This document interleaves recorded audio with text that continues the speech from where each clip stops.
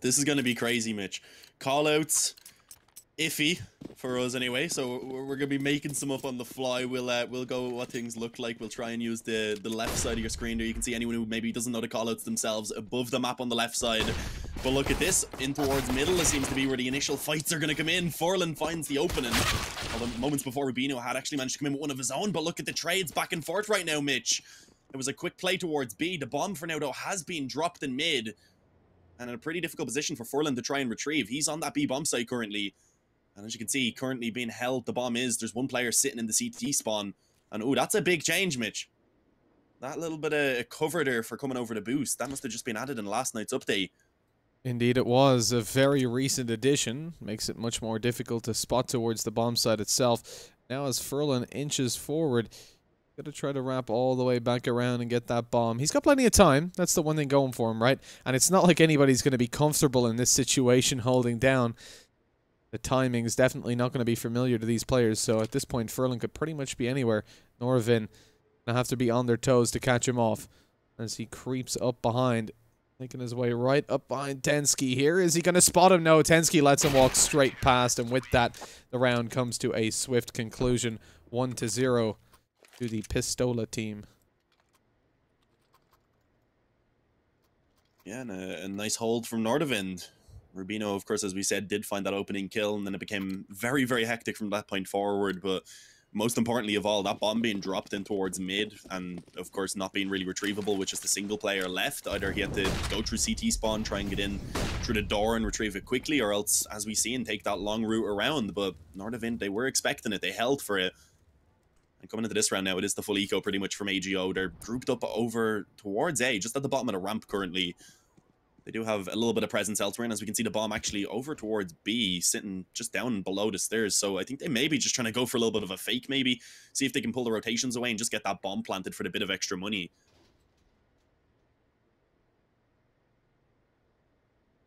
Sitting outside that B site, and they're taking their time for sure. Rotation's not being dragged just yet. Everybody's here and ready to play. There's very quick rotations can come through from mid as well. You see Halzerk already there on the bomb site to help out. Roman just needs to tuck in. Factions up through the boost as well. And this round should very quickly be dealt with. All the SMGs getting the kills here as well, which is always beneficial. When you've bought 3 up, you don't want to be rocking into the next round with, you know, 2 SMG kills or something like that. Because it just doesn't give you the bonus money that you require, which Sparrow's still up. There's a little bit more money to be acquired.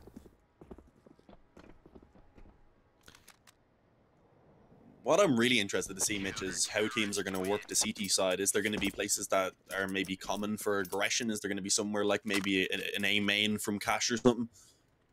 Maybe mid could be a pretty common position to get aggressive on, because if you do get control of in towards the room where the elevator is, then you also have the chance for a quick drop down and maybe a quick flank on A if it comes to a retake. So it's going to be interesting how teams approach this map. Yeah, the timing's also pretty good to get to middle. You can definitely smoke it off, drop your Molotovs, and force them back. See already the molly's going in through the window there. Rubino stops them from getting any progress towards middle, giving them control and the ability, like you said, to rotate down through the elevator if they need to a little bit later on. Nordavind already showing off some spams. You can see these players are very familiar with this map already in terms of the nade spots, some of the wall bangs that can come through.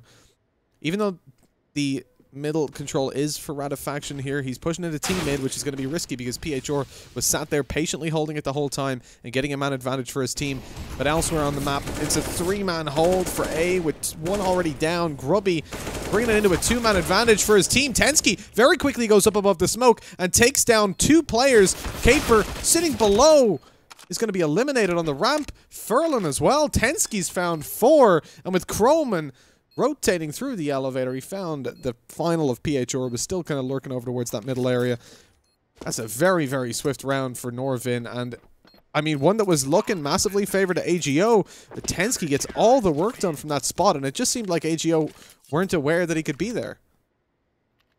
Or that maybe that he could see above the smoke where it was. I mean, that's the first thing I noticed when I played a matchmaking on this map, because I got absolutely wrecked by it in the first round. So, I mean, maybe Maybe maybe they were aware of it and perhaps just couldn't see him, because it is actually pretty difficult to see the player above it. The blue boxes kind of blend in fairly well with the model, and of course with the smokes down, it makes things just a little bit more difficult as well. But yeah, another buy round is going to come out actually from AGO, and this time around they do find an opening kill, pushing straight up through mid. It's Ratifaction that goes down early on, and now AGO with a man advantage. Let's see how they do actually approach the map. With the advantage, they don't have to maybe pressure as much. They can perhaps just kind of hold and wait to see if the aggression comes in. But that is an interesting choice from Furlan. A bit of a gap in the smoke. You can see kind of, again, this is the first professional match on Vertigo, so there will be some mistakes being made. But yeah, that gap in the smoke there definitely was one, and sadly costed an advantage to AGO, and it's now actually going even further in favor of Nordavind. Pulling it back yet again. The man advantage. Trade it back quickly. But again, kept over. It's Tensky.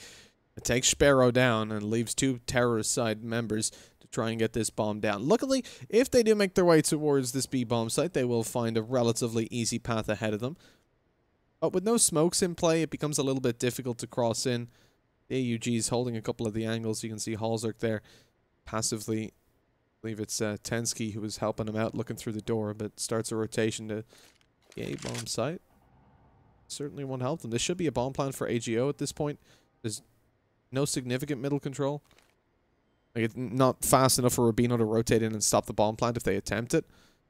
So it should be the retake. Yeah. Decent position from Halzerk, though. He can just spot for the Pika on the catwalk, and I think he should find the info now. Indeed, he does. PHR goes down. Halzerk just going to sit in towards the spawn, loses a teammate in the process. Caper, of course, should know there's one more in towards that position. Does have to be cautious of elsewhere, though. Not sure of where the second's actually towards, but he hears the steps. Sadly, double peak comes in, and he will go down pretty easily. Nordavind, they come in with another gun round in their favor. Defuse, of course, easily being found. And with that now, it is a 4-0 lead pretty quickly for Nordavind. Again, we don't really know what side this map is favored towards. We don't really have any idea at this point. This is the first matchup. We get to see everything fresh and new, and as I said, what I'm excited about is finally having a new map in the pool and giving teams a chance to kind of innovate.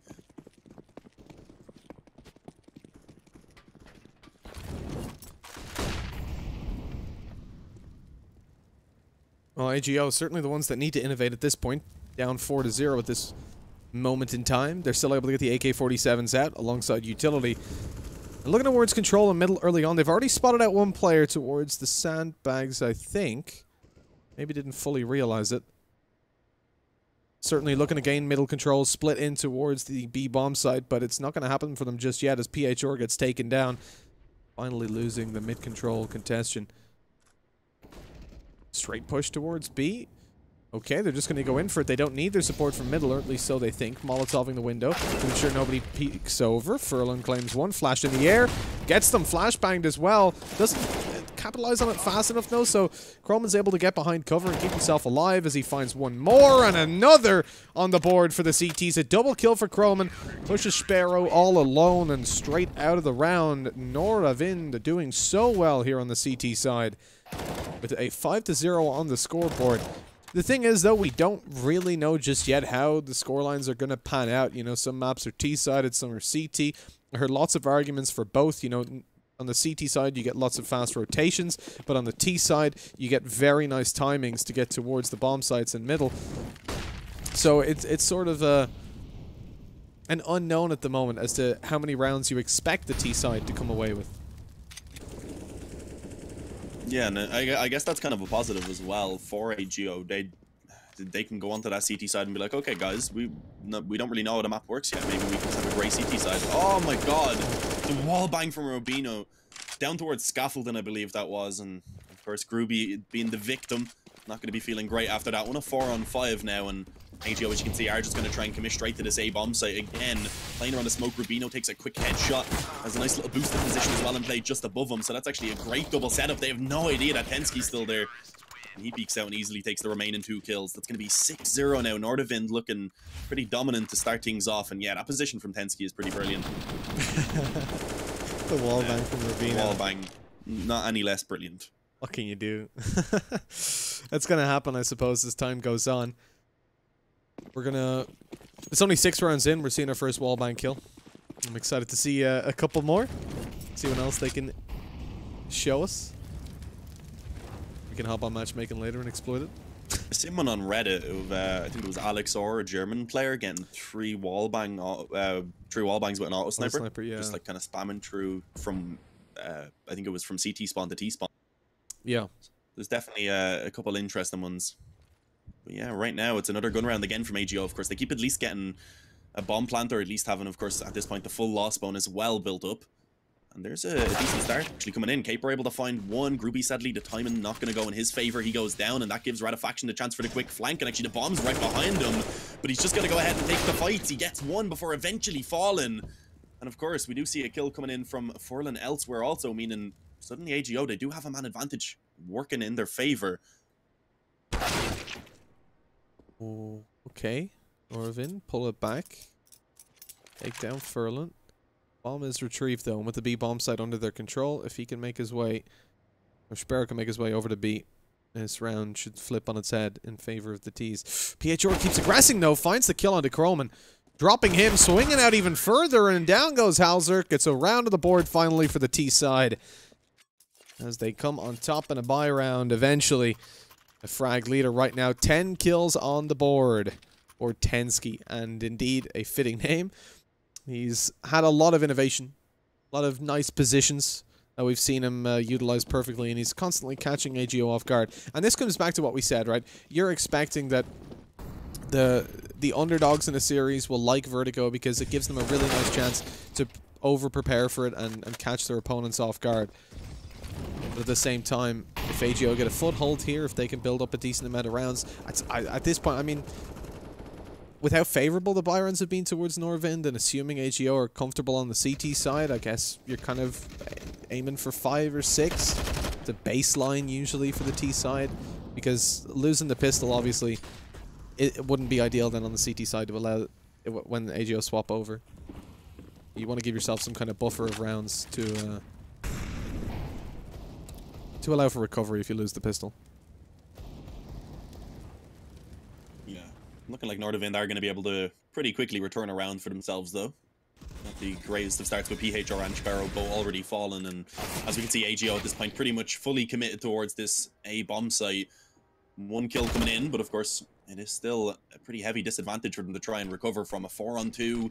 Caper pretty low on health as well. He's actually going to be the one to lead the charge to get the info. And although he does go down, Groovy returns 1. Still 100 HP. If he can get this kill quickly towards Rubino, perhaps there's a bit of a chance.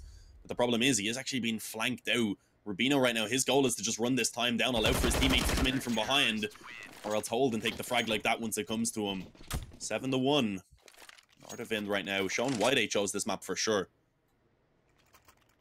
Yeah, you can clearly see that they've got the comfort here. AGO not a great team on Mirage. They didn't want to take it there, so they banned it straight away, and that gave Nordavind the opportunity to find themselves a 7-1 lead on this map right here.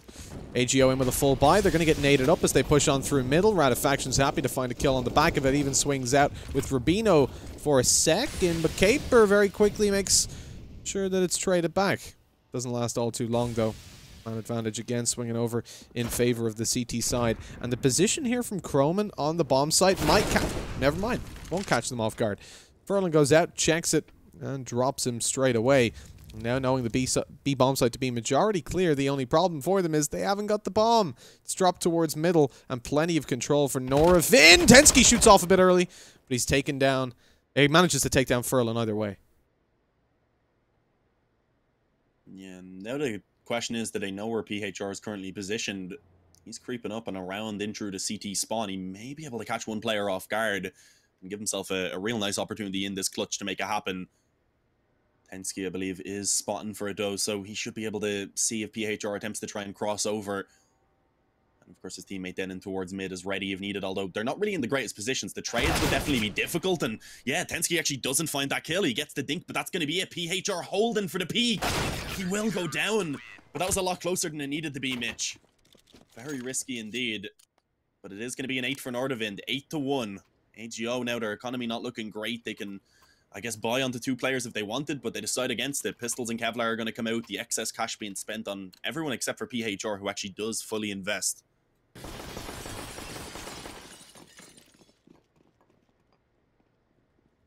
Going in for the hero rifles, seeing if they can get the damage done on the back of it. Early on, though, Sparrow's to be eliminated. One of the AKs down. Alzerk looks for more.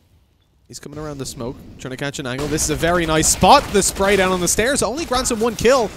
Rubino's there to recover it a little bit, but Furlan left in a 1v3 has somewhat of an opportunity. Sadly, though, it is ripped away from him. 9-1. Nordavind walking away with what, at this point, I think we can say is certainly a pretty convincing CT side. I'm not 100% sure if AGO are going to be able to replicate this. Again, we don't know the preparation level of either of these teams. Usually, we can determine that based on the vetoes that they've done in past tournaments, how frequently they're playing a map recently, and indeed the play styles they bring. But this is literally the first recorded session for either of these teams, and as far as we're aware, for any team, which puts us in a bit of a questionable zone. We don't know if AGO are more comfortable on the CT side, but let's hope they are. Definitely more comfortable in this round. They're definitely going to have a lot to try and go over after this game. Anyway, Vertigo clearly not as strong as it could be for them, whether they've cracked it or not. But Furlan, he's done a good job in this round. 3 opening kills as he just charged straight up the B ramp, straight up the stairs, able to open things up. Tensky, though, pushing forward through the smoke, going to find 1. And instantaneously, we see Rubino elsewhere been able to drop a kill as well. Suddenly, a 2-on-2 in play. Groupie and Caper up against Tensky and Rubino. This is a round that AGO do very much need if they want a chance to start trying to actually recover things in this game. If they can't pull this off with a 3k from Furlan to start the round off, it certainly doesn't set very many high hopes for them. At this point, I think this defensive point should be well known to them. They don't expect Rubino to be coming through, though. And as he comes from lower, from the T-spawn, he finds 1. Grubby going to be checked now in just a moment, and Rubino walks away with that kill as well. 4-piece. A full quad kill for Rubino to finish it off 10-1. Nordavind just... I mean, they're not giving AGO a single break. A 2 versus 4. Again, Tensky, I feel like he's definitely showing a lot of knowledge for this map. Finding the gap in the smoke there, I don't know if that was orchestrated. I imagine that is just more of he noticed there was a gap in it. But certainly over towards the A-bomb site, you can see that he's well versed on this. They've clearly put the time in to learn this map, whereas AGO seem to be a little bit more, a little bit further behind in that regard. Rubino with this wall bang again. No one there to be a recipient this time. But of course, elsewhere they did already manage to find an opening kill. So, of course, Nordavind, as it's been in pretty much every single round, they do start things off with a strong position, a man advantage in their favor. What's the plan for AGO? Right now, just holding, I guess, a little bit of a default. The bomb is favored over towards B. PHR is here as well. Oh, but a dink comes in. Furlan trying to find that peak. Again, he was the one in that previous round that found them the 3 openings on the bomb site. And even then, that wasn't enough for them to actually get the round win. As now they begin to creep forward. A smoke down on the middle of the bomb site. There is a bit of a gap, and it looks like actually there will be room to play above it. Doesn't matter, though, because he's going to be taken down either way. PHR comes in, drops Croman. He did actually find 1 before himself fallen, and Halzerk still alive on the bomb site as well, going to be successful in finding 1. But it's been pulled back again by AGO. Smoke goes down, the bomb's going to be planted, and now it's on to Tensky in a 2-on-1. A player that we've relied on before to see the multi-kills coming through. He's got an AK-47 now, making his way in through the window. Not made any noise just yet, but eventually he's going to have to. And sadly, thanks to that new pillar, can't get an angle towards the bomb site just yet. Flashbang goes over. He's peeking in. Will they know that he's thrown it over? But they will now as Caper falls. Tensky suspects another player to be towards the back left, but turns away at the wrong moment. So Sparrow's able to walk away with a 2nd round for his team. But times are starting to get pretty desperate at this point. We are currently on a 10-2 scoreline. AGO not yet finding a convincing round either on their T side, which means that the chances for them claiming a 10-5 decrease significantly. That is what we kind of want to see coming through. Like, look, if they finish it off with 2 rounds on any map, that's bad. Because if with a pistol round win, all of a sudden, it doesn't matter what map it is, you're probably going to lose if the other team wins the pistol. I think 4, again, is a bit poor. 5 rounds kind of the minimum to avoid being massively impacted by losing the pistol in the next half. Because, again, you never know what way a pistol's going to go. That's the most kind of up in the air round that tends to come through. Catch by Sparrow there. The op being dropped, it will be picked up, of course, by Ratifaction, but they know there's another player in that position because the boost did come in. Caper getting absolutely demolished right there. Saw his body getting clotheslined by a deagle bullet. Radafaction going to give the up over actually to Halzerk, who's now going to go up on top of the boost. Will they expect it again is the question. It seems like they were expecting it, but a dink comes true, and it's not going to be enough for the frag. Halzerk and Croman chime in with one each, and suddenly Forlan and PHR are left to recover a 2v3. Positive is they do at least have full control of that B bomb site and should be finding a plant. And again, without their weapons really in play for Nordavind and also no defuse kit, it's going to be a very tough retake for them to pull off.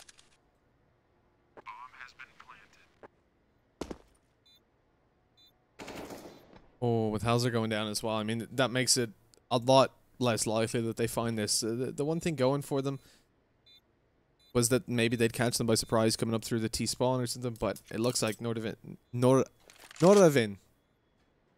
I'll get it right eventually, okay? But they're just going for the save, and it's you can see why. You know, their economy isn't flourishing right now. They know that giving a third round over to AGO isn't the worst situation in the world. They've already done a lot of damage in this as well, so heavy reinvestment. The potential to find a 12-3 is there if they can get a full buy into the next round, which is definitely possible for Nordavind right now. But if they lost those 2 rifles, then it would just be so weak. There'd be so many weaknesses, SMGs coming out, and FAMAS. So I think saving those over, definitely the right decision. Now they can get majority rifles out in their players. And if, you know, you can see if they win this round, AGO get themselves into a bit of a hot spot. But they're going to have to buy up some pretty weak weapons for the what would be the final round. Or what will be the final round either way of the half. Yeah, it definitely would be, Mitch. Unless they've changed the number of max rounds here on Vertigo. That would be a strange one. Halzerk, though, playing for the boost, is able to open things up. Forlan has been a bit of a nuisance for them so far. He's been the one kind of leading the charge for AGO. But in this round, a nice return at least is going to be found. Groovy with that nade puts it down perfectly on top of Halzerk and brings it back to a 4v4. Which, of course, on pretty much every map should technically favor the T side. It weakens the CT's defense. It kind of leaves some holes maybe that can be exploited. Look at this. It's a good setup currently on the B bomb site. Radafaction taking the first point of contact. And, of course, up close on the bomb site, I believe that's Croman, who's still yet to show himself, so he's going to have a chance to try and pounce from a surprise position. And that corner is a pain in the behind. I've fallen victim to it before. It's definitely one you want to be checking as you go in. Caper gets hit up. He knows exactly where Tensky is now, though. Croman has the opportunity. Never mind. He doesn't have an opportunity to get a kill. There's no one there to kill anymore. Radafaction comes out with 1. Capers down as well. It's all on Grubby. And 10-3. This is phenomenal.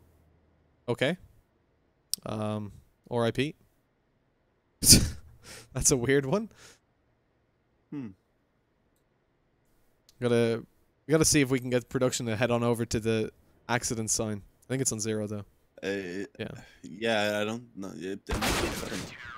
Probably it's on 0. I assume when bodies fall off, it doesn't count. Nah, I doubt it count. You'd have to die from actually falling off, yeah. But yeah, 11-3. Nordavind, I think no matter what, they're going to be pretty happy with how this half has gone.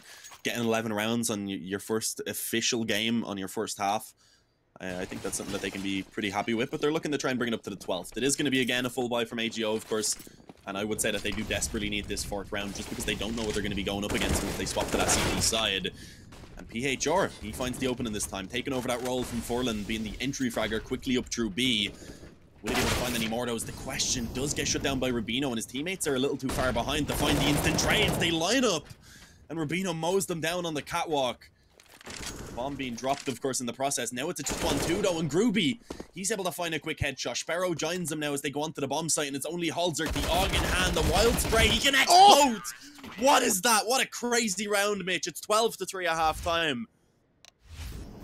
What the hell was that? I mean, look, there's so many big plays from the CTs. The double kill from Rubino, but this is it. This is it. The spray down that was just horrendously wrong, and then the last 2 bullets just right on the heads. Why not? Absolutely spectacular. Nordavind coming through 12-3. A huge CT side from them. Look, we haven't got a lot of stats to lean back on. As a matter of fact, we have none for how Vertigo will play out and what rounds are good for the T side. But it's fair to say that this is a pretty abysmal score for AGO, because if they lose the pistol, more than likely straight away it's 14-3. And at that point, you're pretty screwed.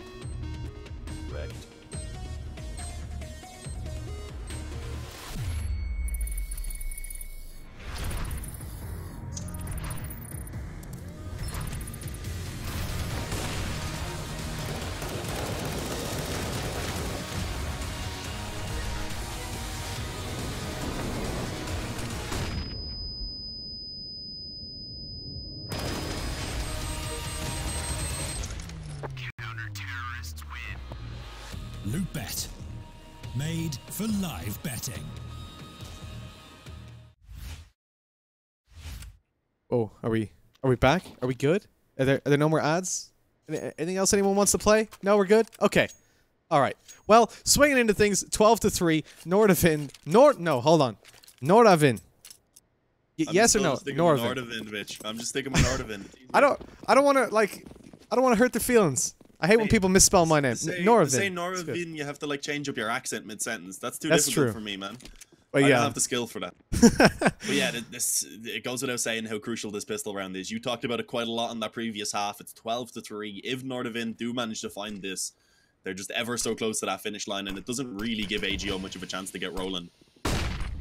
Absolutely. Coming in here, HEO take the first loss. This isn't going to be all too great for them, closing in the distance with the Glocks up close. Tensky's already taken one. Rubino on a P250 lands another, and AGO now on the retake 2 versus 4. Not going to find themselves in all too favorable of a spot for a while, but Grubby inside the smoke lands one. PHR there with another. They're going to group up and try to take this, but PHR says, I'll just go for it myself. Don't worry about it.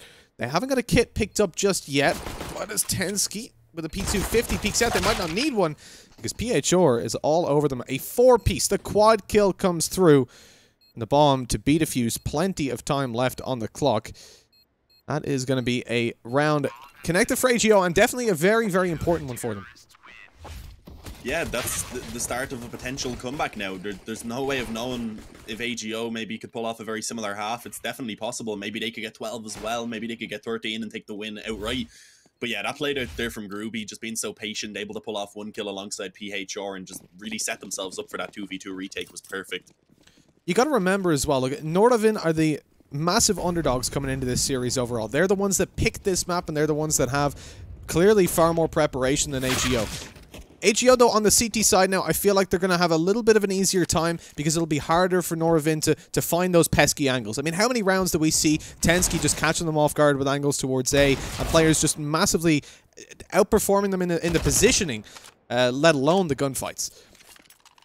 With a 12-4 this round, you know, we're expecting it to swing to AGO. There we go. Eventually, the SMGs find the kills. A 5th on the board, reinvestment coming through after losing 2, but those were the SMGs, so it's not too big of a deal. This is the kind of contentious round, right?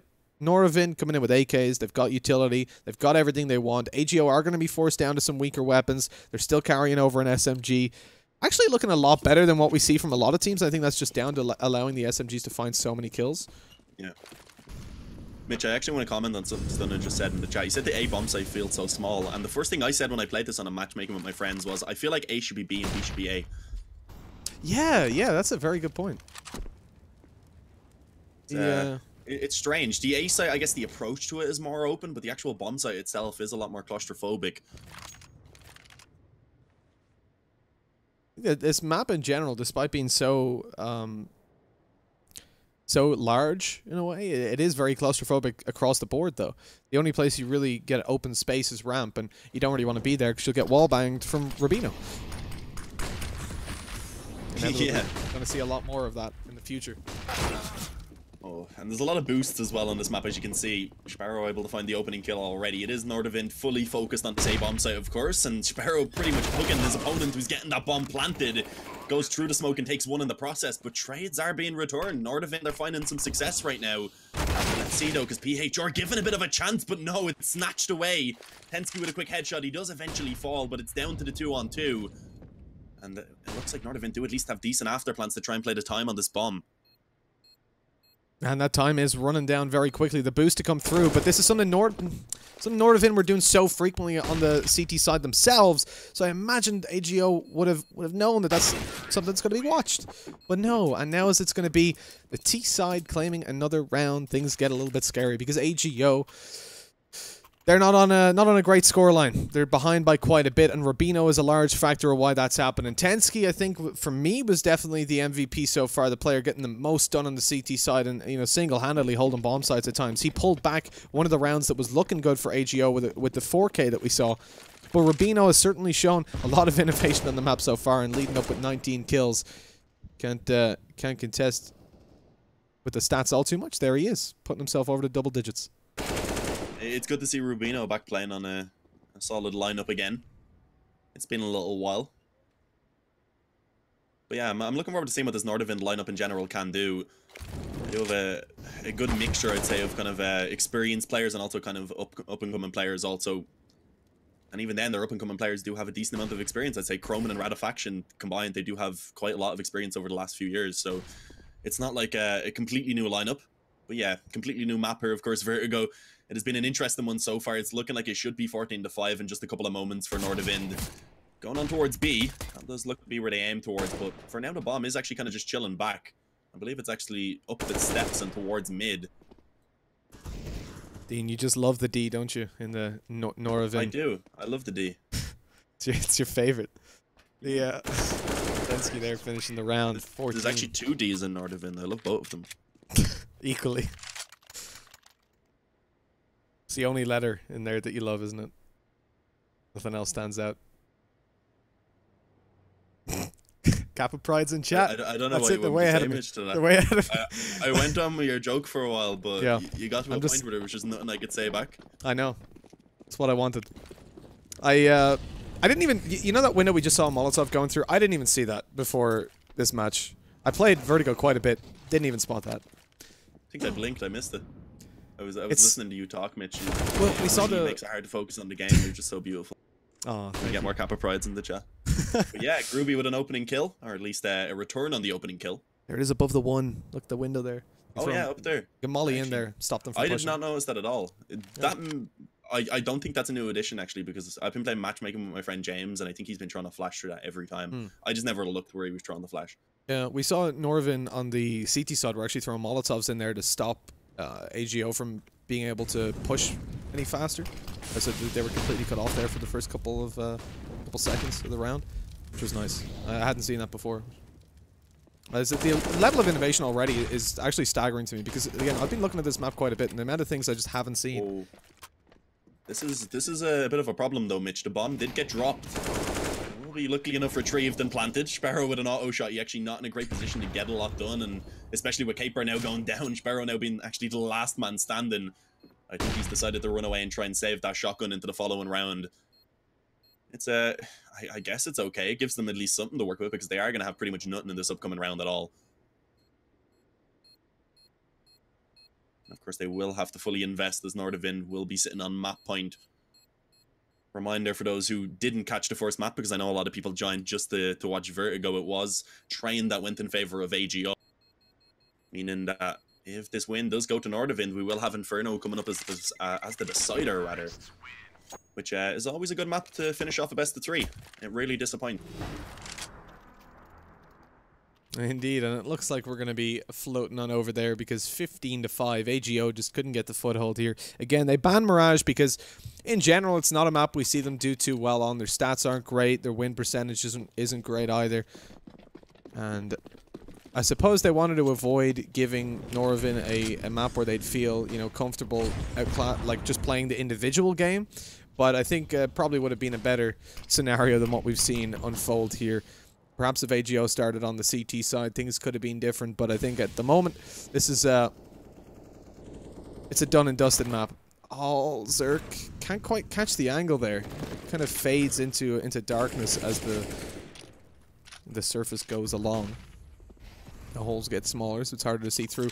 Robbie up close in this angle. I really like this position, but it is going to be checked with that deep smoke. Even though it's checked, the kill's found. Trade it back. And putting Nordavind ahead to a small extent. Chroman does a little bit better. A 2-piece as they push A and find out that it is not, in fact, clear on ramp, as I'm sure the call came in for just a second. Yeah, I feel like AGO are going to be checking that angle in the next game. A little bit unfortunate, Chroman just hiding with his head down, gifted 2 frags, and at that point it looks like the round pretty much is over and done with. Hensky with that frag towards Sparrow, rather. And suddenly Furlan in a 1-on-4. Nordavind are about to take the victory here, 16-5, a very dominant showing indeed. And Inferno coming up next now, I think, is definitely going to be an interesting map between these two. Yes, indeedy, but we will be seeing Inferno. That much is assured, as it's a 16-5 victory, kind of feeding into what we were talking about before the game and how Vertigo's kind of that map for the underdogs. It gives them a bit more of an equal footing.